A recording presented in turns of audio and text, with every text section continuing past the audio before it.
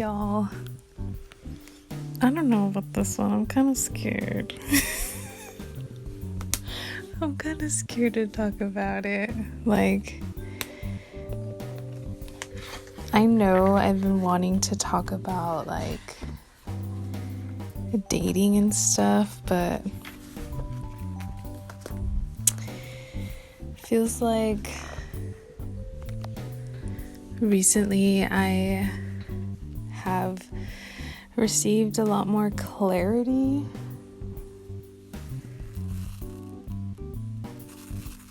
That's my matcha sizzling.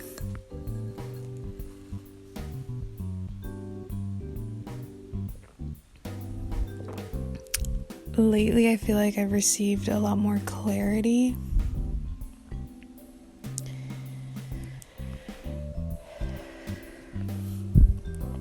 In terms of like what direction I really want to. Let me bring it back. Hold on.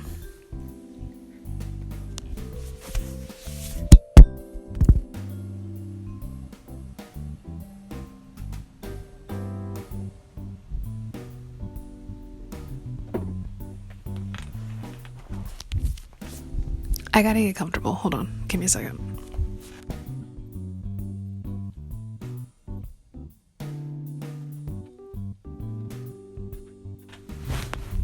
I gotta feel like I'm safe. I'm grabbing my sister's Jungkook blanket.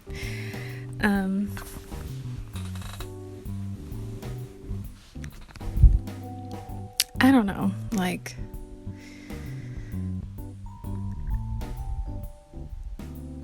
it feels.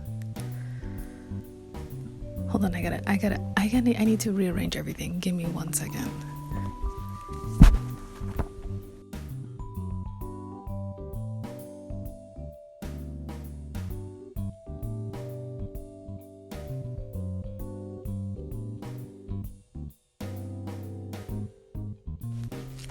Okay, this oddly feels 100 times better. This actually feels so much better. Okay.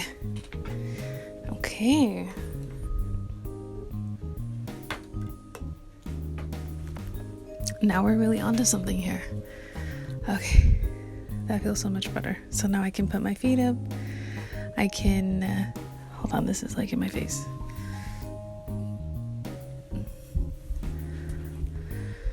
That just feels so much better. Cool. Yeah, as I was saying, I feel like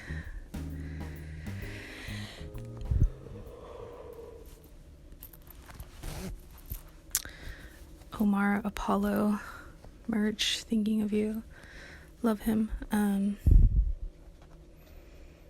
But yeah, it feels like, even though I've been so eager to talk about dating and to talk about I was just looking at my art.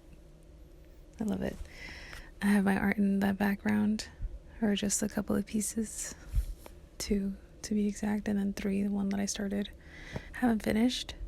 I thought I had to sneeze there. But yeah, just like, I don't feel like I've received, what I want to say is, I don't feel like I have more clarity. Rather, I feel like, so dating. Okay, I'm single currently. I'm not dating anybody, and I haven't dated someone in a while, and it was really getting to me. As, you know, I'm 25 now. I'm so, other 20-year-olds seem to be in a relationship, and I was really getting into like my head about comparing myself and thinking like, is there something wrong with me?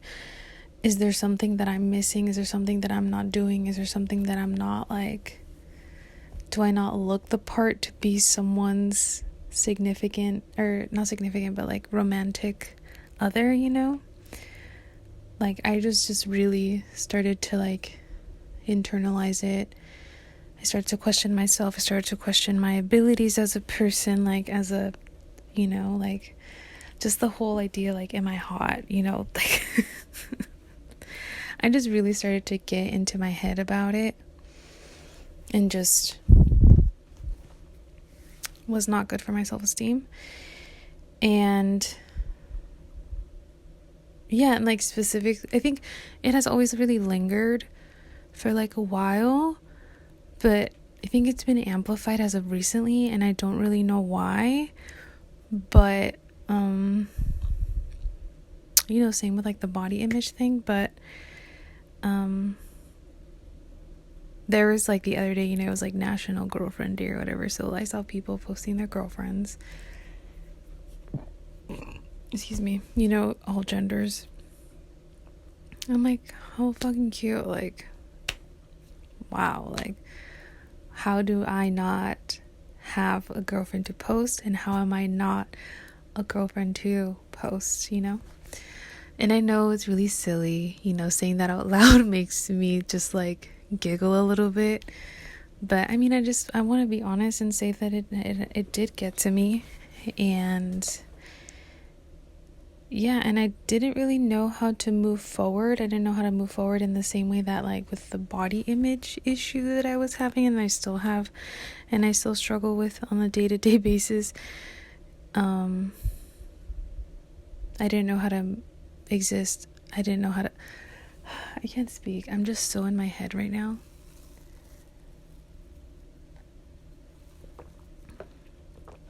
Even though No Sad Gaze is my space to be honest and to be as authentic as I can be, I'm still really in my head right now, and I don't know why. And I think it's because I'm really nervous about posting and talking about how I feel, and like the embarrassment that comes with like looking back at it from like in the future, you know what I mean? I don't know, for some reason that makes me really nervous to think about, is to like say something authentically, post about it, and then like, you know, maybe even like next week or a month later to just be like believing the complete opposite of what I just said. So I don't know, that makes me really nervous because I feel really vulnerable. I think dating is such a topic that is vulnerable. Like, I don't know what other word to use, but I can tell I am being very self-critical right now. I am choosing like my words so like I feel like so tense, and I don't know what to do to relax, but I really want to put this out there, and I just want to have the conversation. I'm just starting the conversation with myself. I am just allowing my true feelings to come out, and one of them is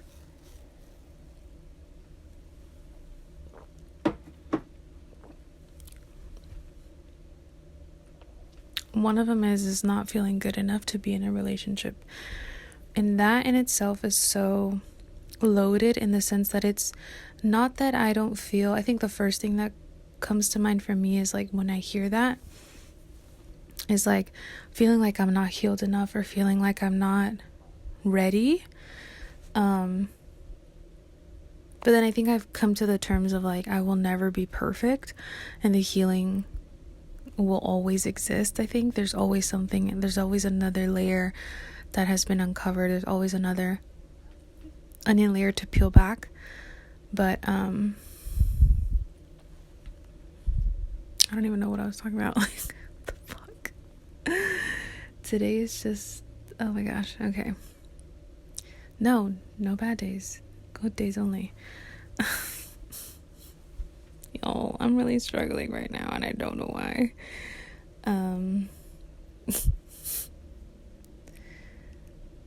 But yeah, I just didn't think that I was good enough, and like that I just wasn't enough, that I wasn't hot enough, that I wasn't attractive enough, that I wasn't funny enough, that I wasn't charismatic enough, that I wasn't flirtatious enough, that I didn't have enough riz. like everything that you can think of related to like attractiveness, I thought I lacked. And I still sort of like, I can't even say that I don't think that, because sometimes I do. Like sometimes I have those moments where I'm like, what the fuck am I lacking? Like, what is wrong with me? Genuinely, like I started to feel really rejected by the world. And that sounds so dramatic, but that's just how I felt. And right now that I said that out loud, I'm like, damn, I need to go to therapy. But I am in therapy, and that's what I wanted to talk about. That I just pictured like one of my favorite like YouTubers just saying like, and that's why the sponsor of this video is but I have no sponsor of this video. I am in therapy, and I did talk to my therapist about what I was feeling, and she made me feel so much better, because I came to the realization and to the point of like, there is nothing wrong with me. There is quite literally nothing wrong with me. I am the way I am. I am perfect the way that I am, in the sense of like, I am enough. Like, that's it. I am enough. I have enough. I do enough. I am just, by existing, I am already enough, and I am already worthy. And she asked me a pretty good question of like, what, like, do you just want to like get in a relationship with whoever that you want? Like, it wasn't judging me, but it was like in a curious way. She was like, oh, so you just want to like, whoever is ready, like, get in a relationship, or are you looking into being more intentional about your relationships? And for me, my preference is to be intentional in relating romantically with somebody. And maybe that's part of the problem, I guess. I don't know. My head is just going everywhere right now with everything that I'm saying. But I do want to have an intentionality when it comes to dating. I do want to move forward with integrity to myself first and foremost, of being really clear about what I want, because I know what I want. I want emotional intimacy. I want to feel connected in a way that is more than just physical. Like, I also really value my alone time and my independence, and I would really like for the relationship to honor that and respect that and amplify it. Like in therapy, what we kind of came to terms of like, I mean, I already knew this, but you know what? I think I'm so in my head about it because I feel like I'm going to be judged for my preferences. Because I think let's see, what I'm looking for, but I just don't like that expression. What I would like, I think, isn't mainstream liking. Like, I value who I am. I don't want to be together all the time. I want to be my own person, and I just want to feel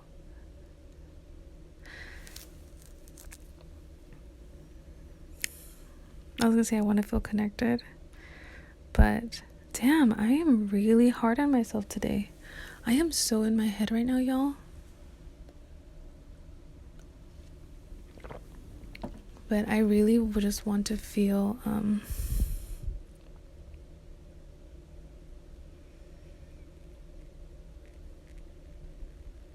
was gonna say respected, but I feel like that's the bare minimum. I don't know. Do you know what I mean? Like, I can't get the words out today. Oh my god. I cannot get the words out. Because I'm so scared of judgment, and it's just like, I'm just like so like flooded by fear right now. But anyways, back to what I was talking about my therapist with. The conclusion was that I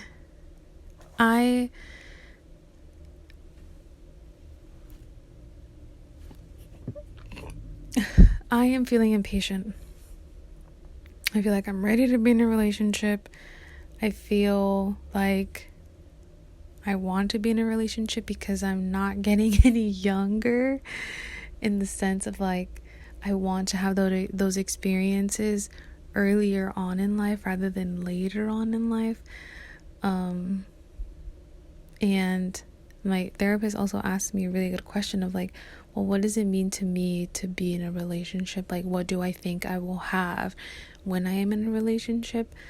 And I listed all of those things. Getting a phone call. I listed all of those things in my notebook. And it was very interesting because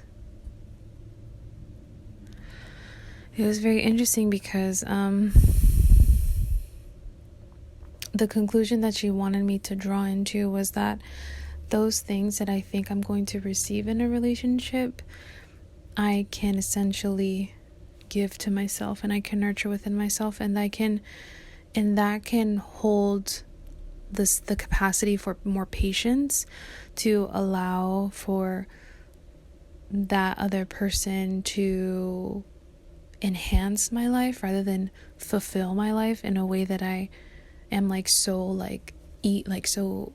impatient and I'm just like wanting that fulfillment, because what a disservice would that be to myself if I was getting into a relationship thinking that this other person was going to fulfill sort of that void that I feel within. So I'm still kind of swallowing that pill. Like, I'm still kind of like sitting and processing that message that she mentioned to me of like, yes, you can. Yes, when the time comes and you're in that really fulfilling relationship that is going to enhance your life rather than give you the things that you're looking for, like, you can give yourself those things now. You can go on date nights, you can start a family, I can adopt and foster a pet. Like, all the things that I'm imagining. She made the argument of like, you can do those things in different ways, and now you can find ways to fulfill those needs and those things that you're wanting from a relationship, to kind of like nurture myself and water myself and like fill in that void, because it really does feel like a void in my chest, and I can't really tell where that comes from. And I think it's just like a lack that I feel within myself, or just like that I'm lacking something. Like, I just feel it like here in my chest, just like a big hole, and I'm just like waiting for, I'm thinking that if in romantic love, like, that will like solve all my problems and it will save me from this void that I feel within my heart and this longing. So in therapy, of her like kind of saying that no, that sure, a relationship can be all of those beautiful things and can nurture your growth and can nurture you, can fulfill you in many ways.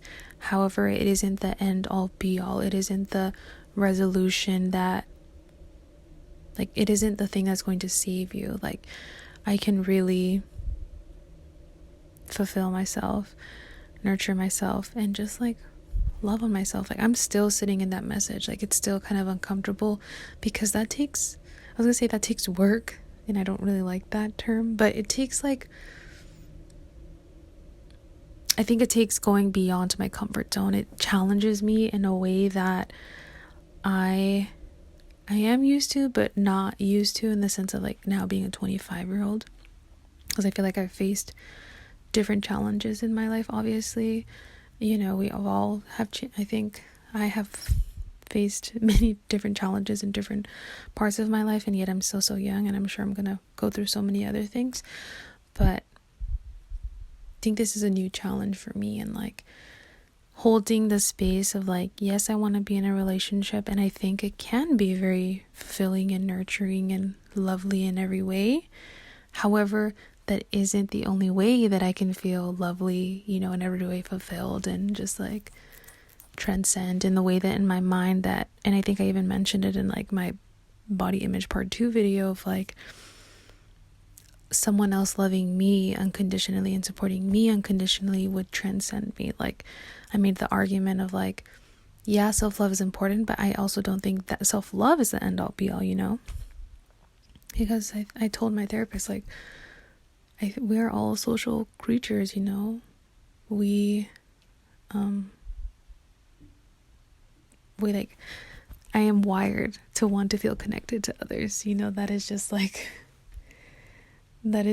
my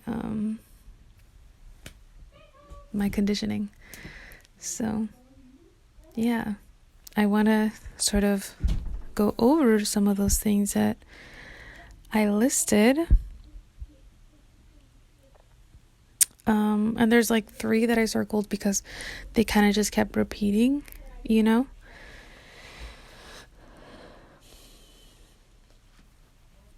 So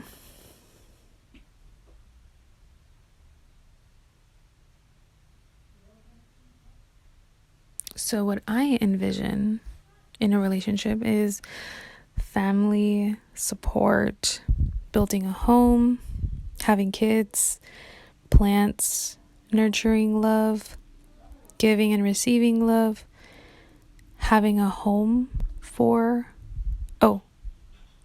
having a home for a sanctuary, or having a sanctuary as a home. I think that's what I meant to say. Companionship, unconditional support, y apoyo, which is just support in Spanish, quote unquote ride or die, whole or feeling whole, new memories, the adventurous out there mentality, youth, being young, cooking meals together, having meals with someone, so having that intimate moment, hugs and lots of physical touch, unconditional support, fulfillment, inner fulfillment, companionship, unconditional support. I wrote it again. Someone to do everything with. So companionship. Yeah, so companionship and unconditional support, I think. And I think the themes of love come up a lot, but companionship and unconditional support. So I'm still kind of sitting on how I can show that to myself. What does that look like for me? And I think unconditional support, it means this for me, like rooting for myself, believing in myself, like when no one else, quote unquote, when no one else does, but and which is, I don't think it's true at all, because I think the people around me who love me, my family and friends, believe in me a lot. I'm the one that doesn't believe in myself. So yeah, this is what unconditional support looks like for me, taking myself seriously in the sense of my wants, my hobbies, my pastimes, how I like to create, how I like to exist, honoring that rather than judging myself, and how I was so doing that in the beginning of starting this like episode. Yeah, I think unconditional support for me looks like that, like supporting my art, which means investing in it. I think I'm so fearful and scared to take that risk of investing time, money, and energy, and just extra steps, because I really gotta step out of my comfort zone in many ways. You know, I have to like financially invest in my art. I mean, what do they say? It takes money to make money. And I'm just so scared because I don't believe in myself. I don't believe in my capabilities. I think I'm not good enough. I think nothing is ever gonna sell, and just like so in my head about it, you know. Especially because I mentioned this before, but like financial security was something that I was brought up to really worship and really like prioritize in life. So taking a big risk of investing in my art and making my own money is like a big thing. So I just heard my family called me to go eat with them.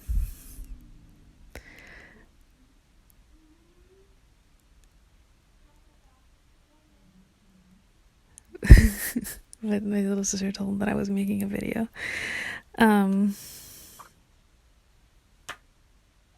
Yeah, so that's what that looks like, I think. And I haven't really shown up for myself in that way, because when I do envision, partnership and being in a relationship, is like that's someone who picks you up when you believe in yourself. I mean, I feel like I've heard it so many different times from many different artists that I really like on social media, of like my spouse or my husband, my wife, whatever, lifted me up when no one else believed in me. Like, I didn't believe in my business, and now look at me, I'm at 1 million subscribers type of thing, sort of like that kind of rhetoric and like origin story.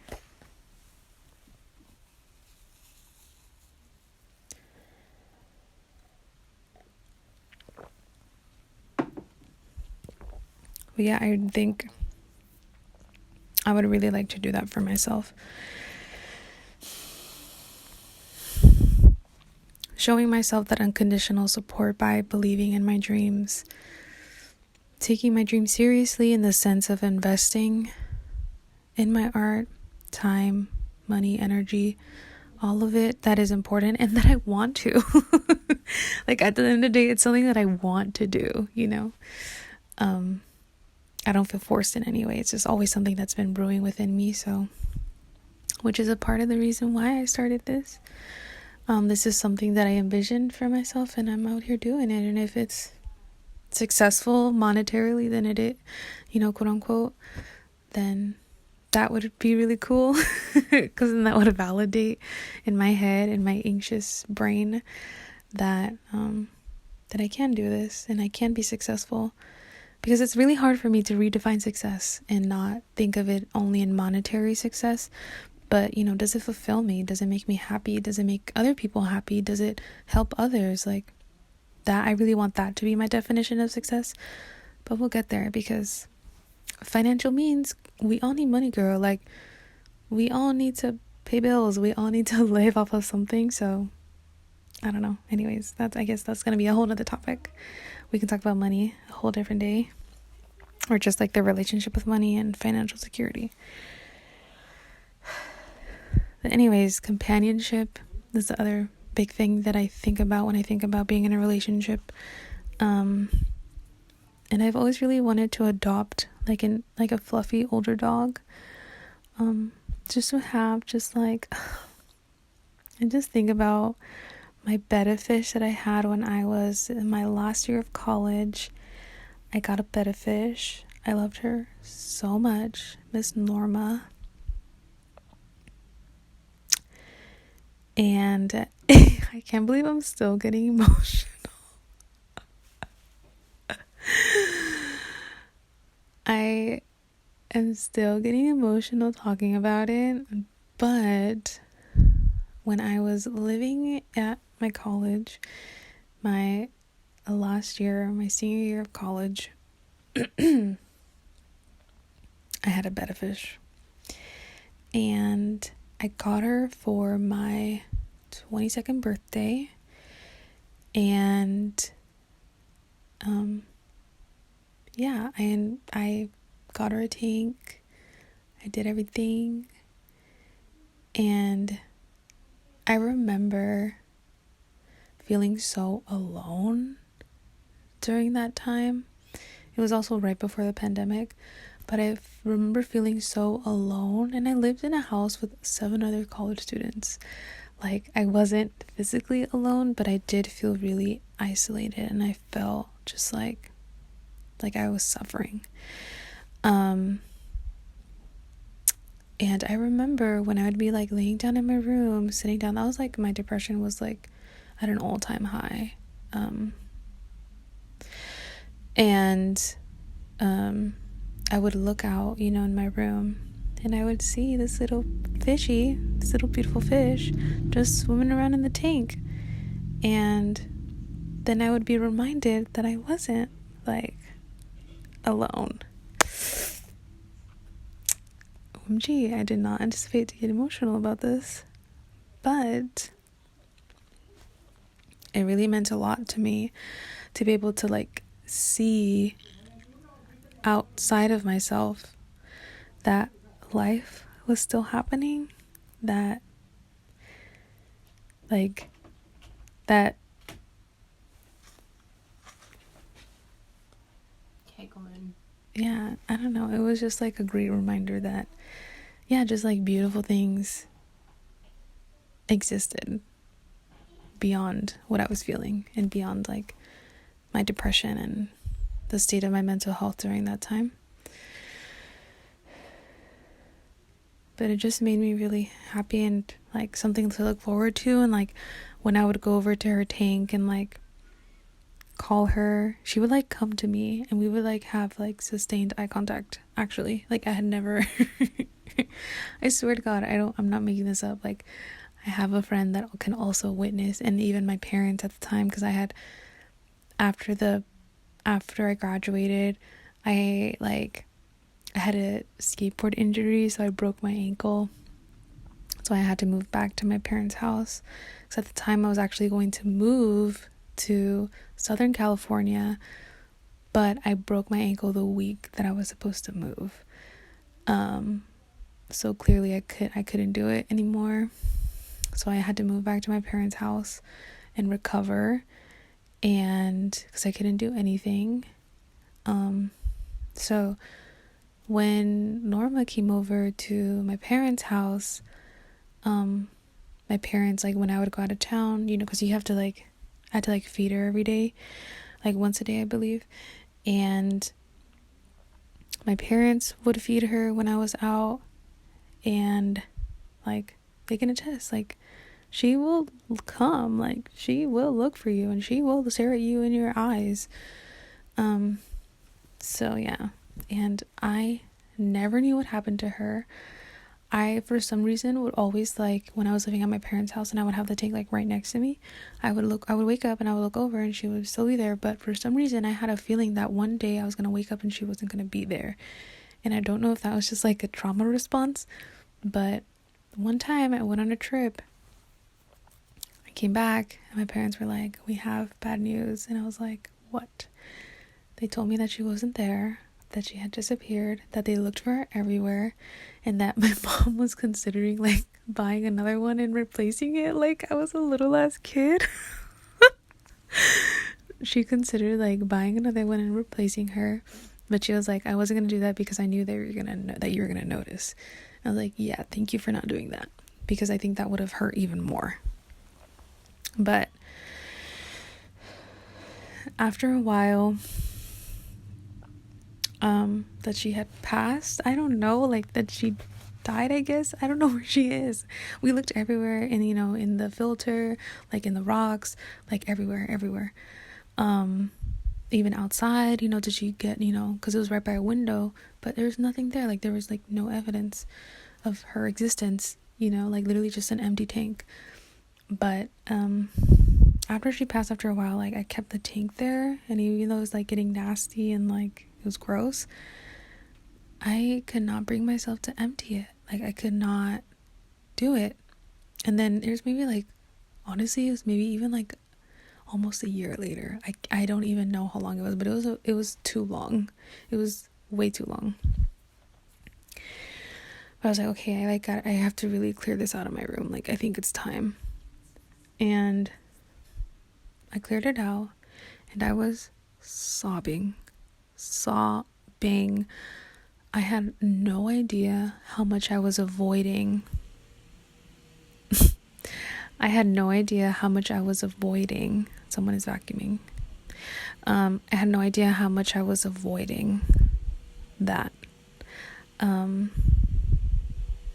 Just like a wave of grief and pain.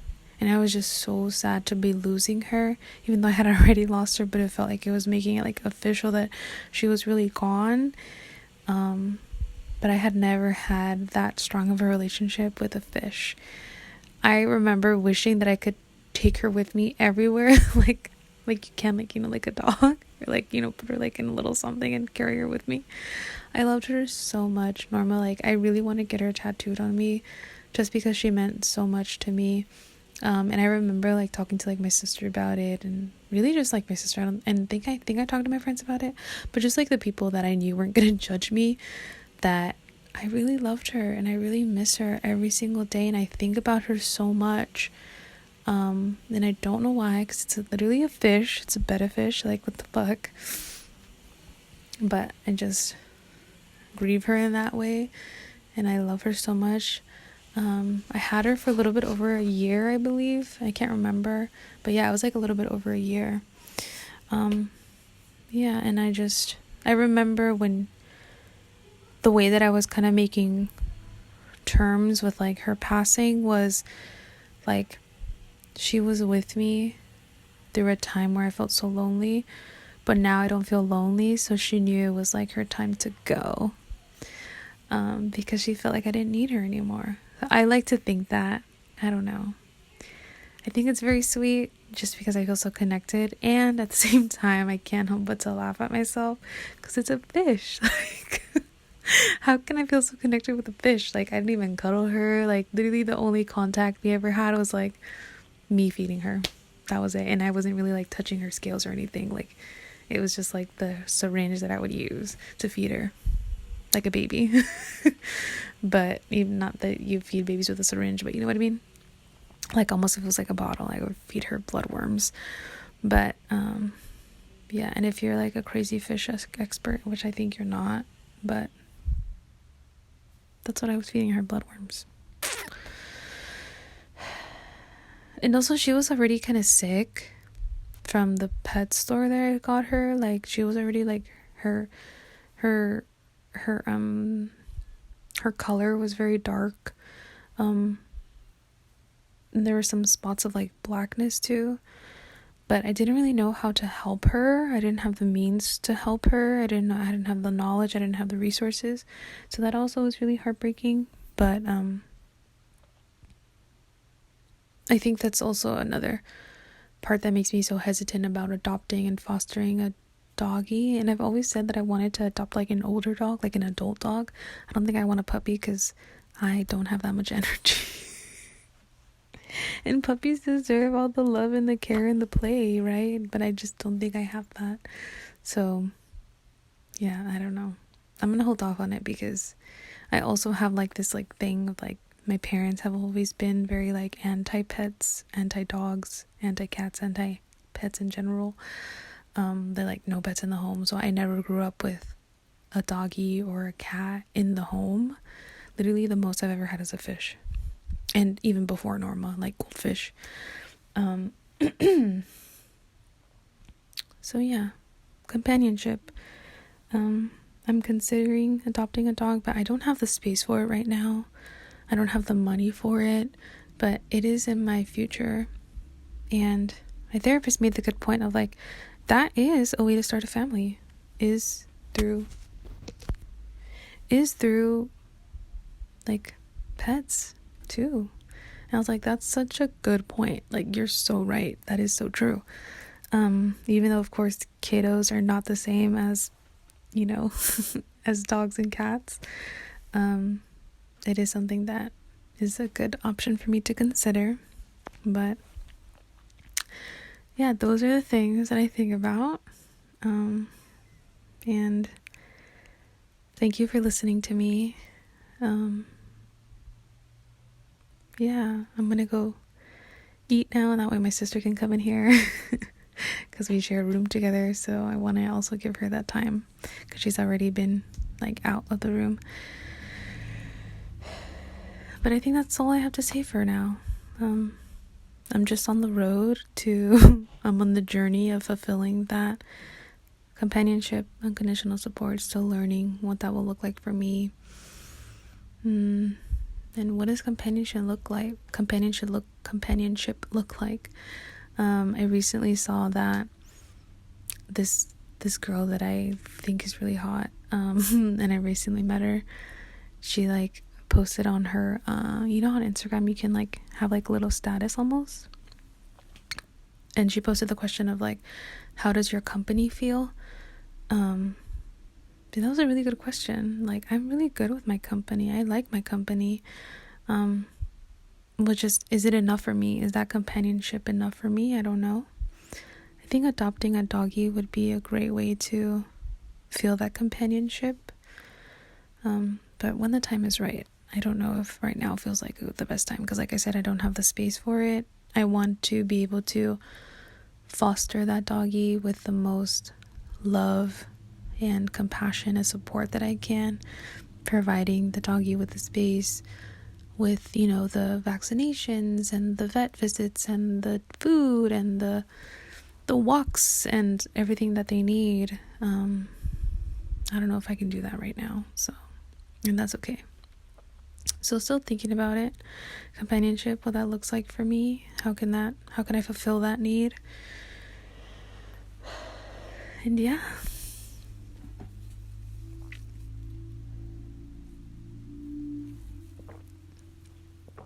Thank you for watching. Thank you for listening to me. Let me know if you can relate to any of it. What does being in a relationship mean to you? What do you think you would gain, or what do you gain from your relationships? Which was another good, point that my therapist made of like, well, some people who are in relationships doesn't mean that they have all those things that you're thinking of. Like, some people feel very alone being in a relationship, and I was like, you're so right.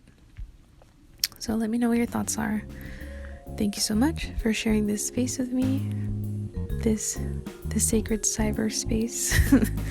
this space. Thank you for having this dialogue with me, and I'll see you later. Okay, bye. Don't be sad. Or be sad, it's fine. I was trying to think of like a clever way to say bye, but like a tagline or something, but it doesn't come up. No sad gays. Don't be sad. Don't be a sad gay. Like me. Anyways, love you. I love when Brittany Broski does that. Alright, bye y'all. I mention a lot about Brittany Broski, dude. How awesome would that be if I did an episode with her one day? Maybe in the future, I don't know. Maybe not, I don't know. Whatever. Okay, that's it. Bye. Love you.